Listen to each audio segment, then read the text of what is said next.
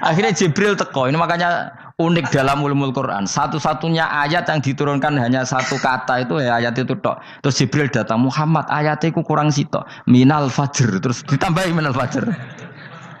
Jadi minal fajr itu unik. Ada Jibril jauh-jauh dari langit. Iku mau nurono apa? Minal fajr.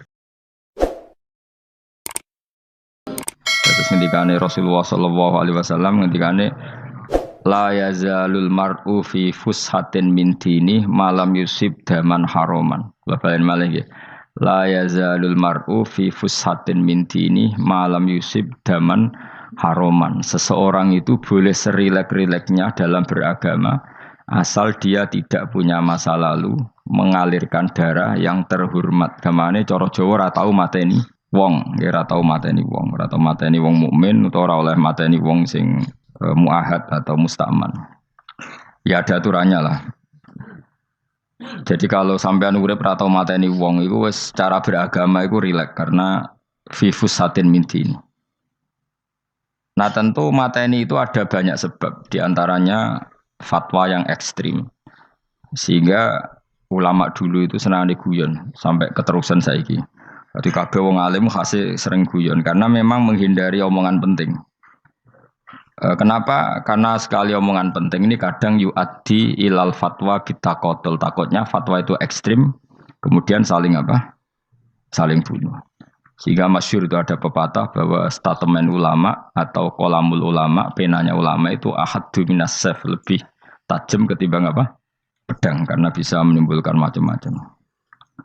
Sehingga dulu banyak ulama kalau bab jinayat itu sudah tidak mau baca bab jinayat. Jinayat itu karena ya takutnya fatwanya itu ekstrim. Ada beda zaman Nabi. Zaman Nabi itu kan enak ya. Sing Kanjeng Nabi mesti bener ya. Musuhnya Abu Jahal CS mesti salah ya. Tukaran saiki wis gak seru. Tukaran duit gue repot.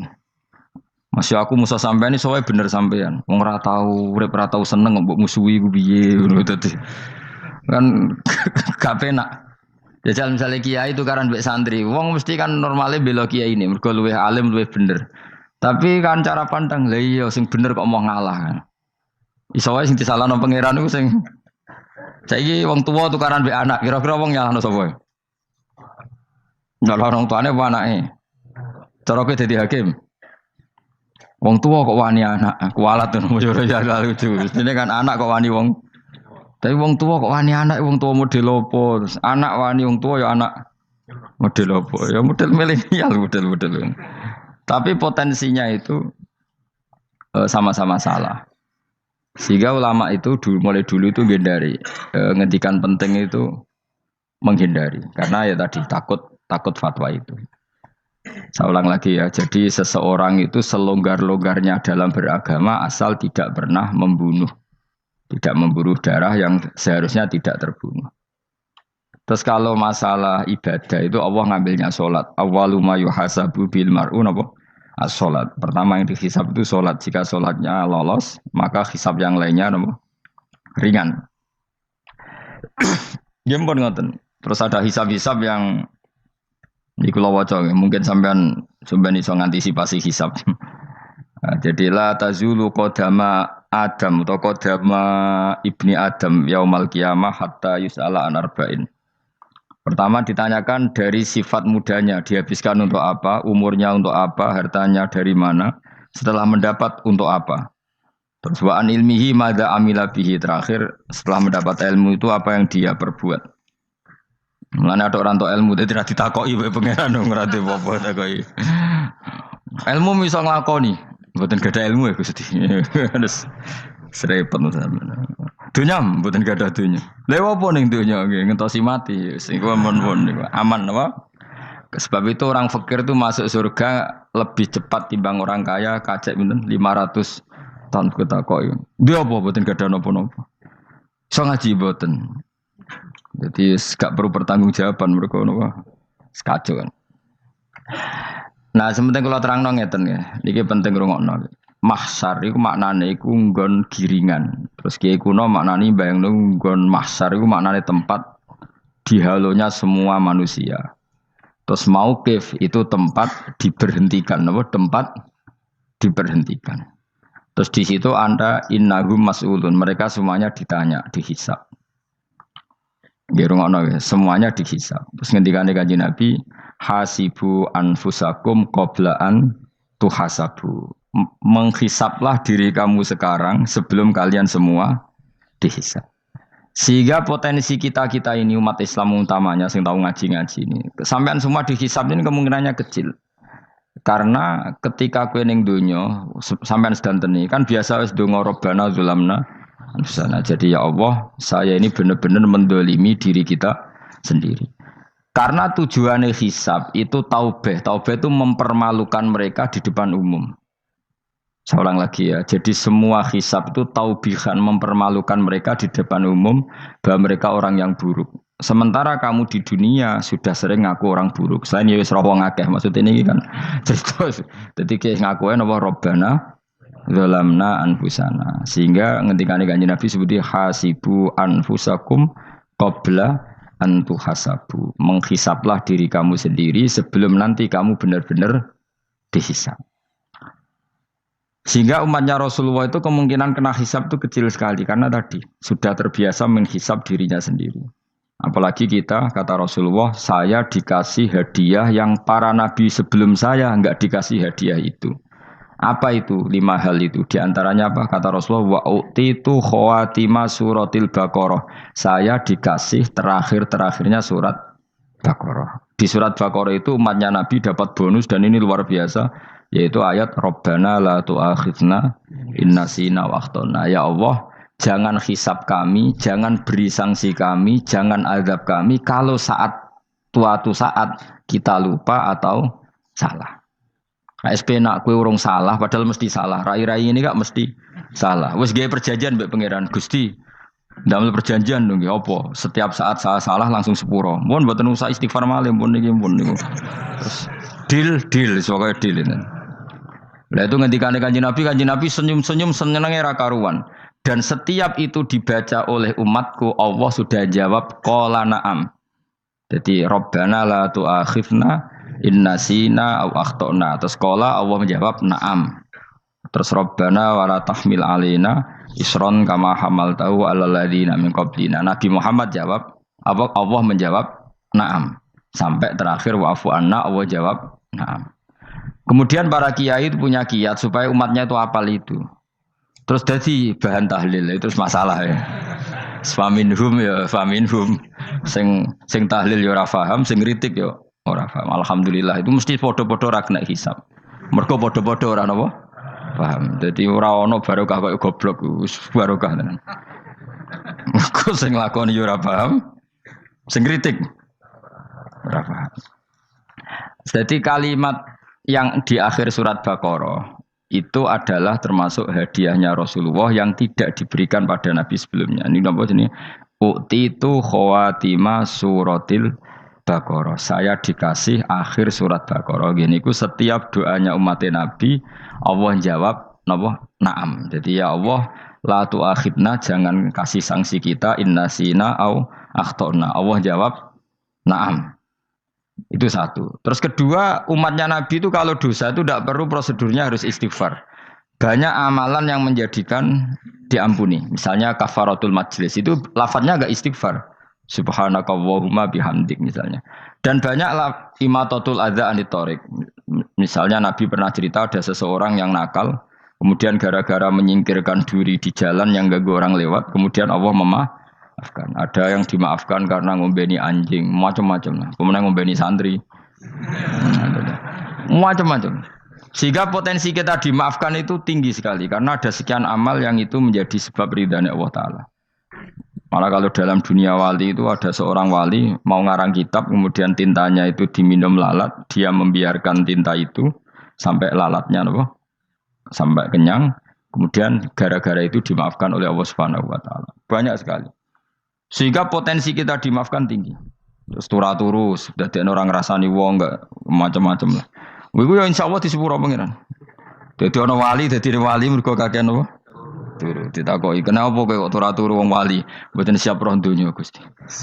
Kenapa? Dunia wis rusak tok, patok mboten roh Gusti. Lah iku ya mari swarga napa? Ya swargane wong turu ya kira-kira tok. Tapi jadi umat Nabi itu luar napa? Luar biasa. Makanya saya yang heran nih, kalau ada orang alim bikin gerakan terlalu tenanan itu keliru, biasa mawon. Turu ku ya ibadah, wae agar gak zina, gak maling, wae agar gak nglakoni dosa gedhe niku sanggep ae napa? Ibadah. Karena tadi Rabbana la tu'akhidna in nasina wa akhtana. Terus Allah jawab na'am. Sehingga kiai-kiai itu takut orang itu lupa terus dimodifikasi sedemikian rupa jadi wiridan. Tapi alhamdulillah kok banyak yang kritik. Jadi ya biar seimbang no.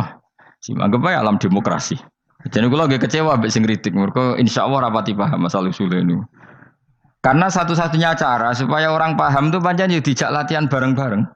Gak ngono wis malah ra paham blas. Ya tapi tadi ya semua itu resiko.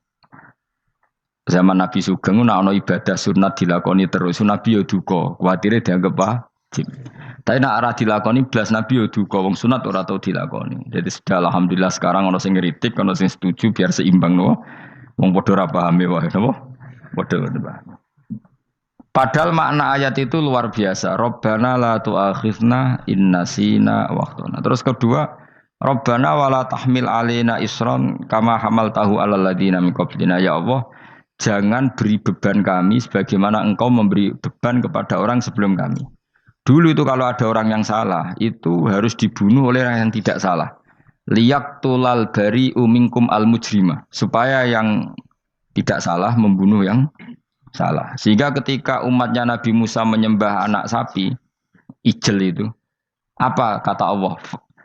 Fatubu ila bari'ikum faqtulu anfusakum. Kamu syaratnya tobat harus saling membunuh, yaitu orang yang terbebas dari dosa itu membunuh yang tidak dosa. Masyhur itu. Terus Allah mengirimkan mendung yang pekat, terus gelap. Ketika gelap itu yang al-bari yang enggak dosa mengeksekusi yang dosa. Sekarang kan enggak, paling takam KPK. Berarti penjara mulai suka sisa korupsi jake. Jadi penak lah pokoknya zaman akhir itu penak. Pemenang saya KPK ini mulai disoal, jadi aman lah. Sebuah sing bener di aja nih ya sing bener ya pangeran. Misalnya rasa KPK lah nak takwa ya rasa korupsi. Kalau KPK dilemahkan nanti yang korupsi marah. Lah masih orang KPK lah nak di pangeran kan ya aman karena korupsi. Kowe ku aneh-aneh wae. Kowe ku wong mukmin kok bakas ngono. Kowe sementing iku nak kowe wedi pangeran kan ra usah polisi, ra usah KPK wis tetep ra usah dosa wong wedine mbek pangeran. Nah, kecuali ra usah pangeran ateis, lha iku masalah. Ya, tapi kan omongan ini gak populer, padahal bener. Nah, aneh. Jadi karep pemilu ngene, terbebas korupsi nek ana KPK, urip makmur nek ana menteri kemakmuran. Pokoke kabeh kowe mbok gantungno pejabat negara. Mulane tau hitam jeblok, sak jeblok-jebloke. Misalnya rasa sejahtera, saya menteri sosial harusnya gini-gini. Ngono korupsi salah KPK. Ngono ono ora keamanan salah polisi. Senengane nyalahno wong. Gue sekali-kali nganggo tauhid. Nah ono adab iku mergo dosa yang sudah kelewat. Ya tapi kan gak mungkin ngomong bernegara gitu. Tapi atas nama iman bahasa kita seperti itu. Kalau atas nama bernegara emang kita butuh polisi, butuh tentara, butuh KPK. Tapi atas nama iman ya tadi kalau kita diberi sanksi Allah itu rata-rata dari bima qaddamat yadaka itu pasti ada salah yang pernah Anda lakukan. Ya, tapi sudahlah ini zaman sudah seperti ini. Sanut umumnya wong akeh. Kalau terang nomale masalah hisab ya. Hasibu anfusakum qabla an tuhasabu. Kamu menghisablah diri kamu sebelum kamu dihisab. Misalnya saya sebagai ulama, tentu hisab terberat saya itu kitmanul ilmi, menyembunyikan apa? Ilmu. Karena ilmu kalau disembunyikan tuh bahaya sekali. Bayangkan di alam fisik. Misalnya ada orang berkebutuhan pada kemaksiatan, terus di situ ditulis bar, karaoke misalnya. Orang bisa ke sana karena ada tulisannya, ada WA-nya, ada alamatnya. Kemudian ketika Anda bisa Fathul Qorib, tidak ada tulisannya. Harusnya Anda juga nulis ahli Fathul Qorib, ahli Fathul Mu'in, nah, atau ahli Jaljalut, tulis saja. Ahli Primbon. Enggak apa-apa, tulis saja. Penerus Ronggo Warsito, tulis saja. Zaman gendeng, nara melok gendeng, rakeduman, tulis saja. Tapi barokahnya tulisan itu kan orang bisa tahu. Makanya kenapa banyak orang sufi yang sudah menyembunyikan diri, warnanya nakal-nakal. Karena dia disalahkan Allah, karena menyembunyikan ilmu. Saya itu orang yang senang tertutup, kecuali masalah ilmu. Saya mau mengajar terbuka seperti ini. Karena tadi, awal dari dikenalinya kemakrufan adalah dimaklumatkan. Awal dari dikenalinya keburukan juga karena dimaklumatkan. Betapa celakanya kalau kemungkaran dimaklumatkan, sementara kebenaran tidak dimaklumatkan. Makanya Mbah Mun itu sampai berfatwa, Mbah Mun guru saya itu. Nah, ono masjid, ono menarane Mbah Mun duka. Masjid kok ono menarane, wajib ono. Dulu saya iskal, kenapa menara jadi wajib? Tapi setelah saya tambah angan-angan, secara fikih jelas tidak wajib. Tapi coba bayangkan, misalnya ada bar, lampunya tinggi, orang dari jauh tahu itu bar. Sehingga kalau mau maksiat misalnya ingin ke sana. Sekarang misalnya masjid gak ono menarane, ada orang ingin sholat, ono masjid tahu orang. Tapi baru kayak ada menaranya kan? Tahu. Intinya semua kebaikan itu harus dimanarohkan. Makanya manaroh itu dari kata nur. Dimenarakan. Dari kata nur. Dari kata dicahayakan. Dimaklumatkan. Sehingga mulai dulu lama itu meskipun humul itu menyembunyikan diri. Tapi kalau masalah ilmu mereka membuka diri. Loh, coba kalau misalnya ngaji seperti saya ini. Saya tidak terang-terangan jadi orang alim. Sebetulnya nggak baik. Kalau kamu ujub, sombong, aku orang alim itu tidak baik. Tapi kalau kita kan tidak karena ujub tadi, harus memaklumatkan. Coba berapa bapak-bapak yang tertolong nyari bidan ketika istrinya hamil. Gara-gara tulisan, karena yang nolong itu bidan.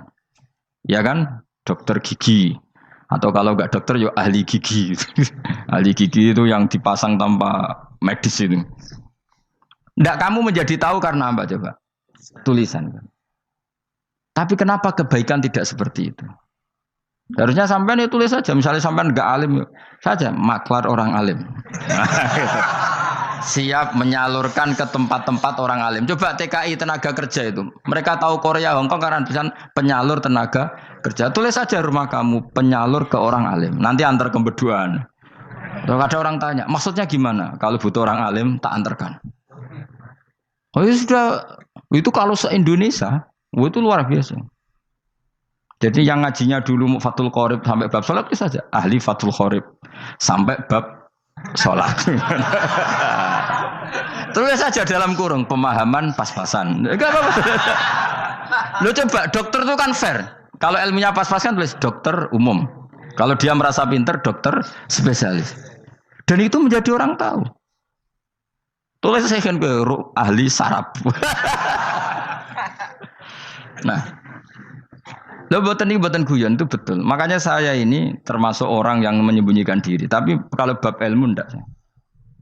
Sehingga nyun saya ada sombong banyak gus-gus alim yang ngaji saya Jamul Jame, ngaji Mahali. Padahal itu kitab tersulit di pondok. Tapi gara-gara saya sering cerita, saya pernah ngaji Jamul Jame sama Mbah Mun. Saya pernah mentakriri kitab ini, kitab ini. Nya banyak yang ngaji saya. Kalau tanpa itu kan mereka enggak tahu.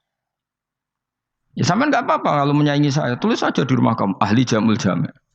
Barang diparani ahli apa? Ahli jilid. Maksudnya kalau kitab kamu rusak bawa sini. Ya enggak apa-apa. Nah, sehingga syarat utama jadi nabi itu sebetulnya memaklumatkan diri. Ya saya ulang lagi. Pertama nabi jadi nabi syaratnya apa? Memaklumatkan. Sehingga pertama beliau jadi nabi naik gunung Sofa, kemudian ya maksara Quraisyin halummu ilayya, wahai orang Quraisy kesini. Terus nabi mulai manggil satu-satu, ya bani Abdi Amanaf kesini, ya bani Fihr kesini. Terus saya ini adalah an-nadhirul mubin, saya sekarang diangkat jadi nabi. Terus Abu Lahab marah-marah, tabban laka ya Muhammad alihada jama'tana. Muhammad kamu itu orang sial, kita enak-enakan tidur gara-gara kamu manggil kita datang, ternyata hanya untuk urusan seperti ini. Makanya terus ada tabat yada abi labi watab. Tapi yang iman kemudian tanya, Muhammad kalau kamu setelah jadi nabi, misinya apa? Saya diutus Allah untuk kamu menyembah Allah, tidak boleh menyekutukan Allah. Dan Allah memerintahkan kamu afaf. Afaf itu meninggalkan zina, meninggalkan maling, gini-gini. Coba kalau nabi tidak memaklumatkan diri, jadi nabi seklunak-klunus. Ketemu wong monggo nggih. Ada tembu dia nggih. Sengerti nak nabi ku sapa? Sehingga orang-orang yang humul, yang menyembunyikan diri itu di bab ulama masalah besar itu. Karena ciri utama dosa adalah kitmanul ilm. Makanya Nabi sidik amanat tabligh fatona. Tabligh itu lawan katanya apa? Kitman. Makanya saya ngaji di mana-mana. Saya di Jakarta ngaji, di sini ngaji, di Pasuruan ngaji. Harus dimaklumatkan ilmu. Dan kalau ada orang tanya ya tak jawab. Saya tuh kitab yang paling aneh di pesantren, misalnya yang mulai aneh lah, gak Jamul Jami'. Saya sampai sekarang masih ngajar Jamul Jami'. Kitab yang aneh. Macane lagi roh judulnya pusing. Jamul Jawami', kumpulane pira-pira kumpulan. Jadi ilmu apa ae ana ning kono. Sing gak ana ilmu dukun, mboten enten. Ilmu carane bodoni ya ora ana. Ning kono mau carane mlebu swarga tok. Mane potensi kula mlebu swarga itu tinggi sekali. Cara sing model piye duwe. Dadi mun. Dadi cara sing model piye duwe. Dadi cukup banyak napa? Cara. Sampe nek ndek cara sitok ora mesti kula nu gak ada cara kathah. Dadi nek dari cara iki mentok ganti cara iki mentok. Ya terakhir paling gampang cara nganggo fadhole pangeran. Iku kena mbok tiru. Pokoke mlebu swarga nganggo fadhole pangeran. Masalah utama kita sebetulnya itu. Makanya saya tidak pati cocok sama orang sufi itu. Kebenaran itu harus dimaklumatkan. Sementara orang sufi itu ingin menyembunyikan diri. Itu kalau untuk yang alim itu tidak bagus. Wong kita saja tahu itu dokter atau bidan karena tulisan. Ini bidan, ini dokter. Dan mereka jujur, dokter umum, dokter spesialis. Loh, coba misalnya di kota, kamu tulis saja penyalur kebaikan. Orang yang ingin mondok, pondok pilihannya ada, Sarang ada, Peloso, Lirboyo. Kalau saya ke sana gimana? Saya kenal Gusnya. Tak anter. Wan keren, juga ada penyalur. Kalau orang bisa tersalurkan ke Korea, ke Korut, ke Jepang karena tulisan, kenapa tidak banyak orang tersalur kebaikan karena tulisan? Gue orang mau kelunak orang jelas. Meskipun nanti ditawari orang, mesti dulu sih ahli takrib, mesti wong guyu. Ahli Fathul Qorib sampai bab sholat. Tulis saja jujur, maaf tapi hanya sampai bab sholat. Tulis saja, ada maafnya bareng, maaf tapi sampai bab sholat. Enggak apa-apa. Paling untuk wong sowan, larian mau doa jenengan 2 tahun. Tapi ini bodohnya mau 3 bulan, mulai ngajine dok bab sholat. Enggak apa-apa. Lalu itu dulu memang begitu. Rasulullah zaman Sugeng itu kalau ngajari santrinya itu balighu anni walau ayah, maklumatkan ke kampung kamu meskipun 1 ayat. Banyak sahabat kalau ditanya ya tidak bisa karena ngajinya tidak hatam. Tapi ya terus gak apa-apa, kok tak soal Abu Bakar, tak soal Umar, ditanyakan yang lebih pintar. Saking tidak pahamnya sahabat itu lucu. Ketika ada ayat waqulu wasrabu hatta yatabayyana lakumul khaytul abyadu minal khaytil aswad. Itu kalau mau tidur ya benar-benar bawa benang putih sama benang hitam, ditulis dipasang di pintunya. Jadi kalau makan diinceng lagi, kok masih belum kelihatan, wah masih boleh makan. Terus begitu. Kalau sudah mulai syuruk, mulai padang, wah berarti sudah imsak. Jadi karena makanlah dan minumlah sampai benang hitam terbedakan dari benang putih. Artinya kalau malam kan dulu kan nggak ada listrik, nggak ada lampu, berarti kalau benar-benar masih malam nggak terlihat, berarti masih boleh makan. Nanti terus dilihat gitu. Terus, ya sudah wakafnya di situ. Hatta yatabayyana lakumul khaytul abyadu minal khaytil aswad. Wakaf dulu. Terus akhirnya Kanjeng Nabi itu piye kok umatku jadi masangi benang. Akhirnya Jibril teko. Ini makanya unik dalam ulumul Quran. Satu-satunya ayat yang diturunkan hanya 1 kata itu ya ayat itu tok. Terus Jibril datang, Muhammad ayatnya itu kurang sitok. Minal fajr. Terus ditambahi minal fajr. Jadi minal fajr itu unik. Ada Jibril jauh-jauh dari langit. Iku mau nurun apa? Minal fajr. Makanya kalau kamu nanti dites, kalau ingin jadi dokter tafsir dites, ada 1 kalimat yang diturunkan jauh-jauh Jibril ke bumi. Apa kalimat itu? Jawab baik, minal fajr. Wis alim gue yakin alim. Memang ikut tak? Masa ikut saudara? Mereka gara-gara sahabat itu terus masangi apa? Benang ngincang. Akhirnya minal fajr. Baru mereka tahu maksud fajar, maksud apa? Benang hitam artinya malam, benang putih artinya fajar. Sodik sudah menyingsing. Semenjak itu sudah ada benang-benangan karena jadi orang-orang ngono maksudnya iki kurang sithik terus turun apa? Minal fajr ya. Jadi nanti kalau sampai latihan tes jadi dokter apa? Tafsir. Ayat mana yang diturunkan hanya 1 kalimat atau 1 kata jawab apa? Minal fajr. Itu lolos langsung dokter. Mun pinter. Wassalamualaikum warahmatullahi wabarakatuh.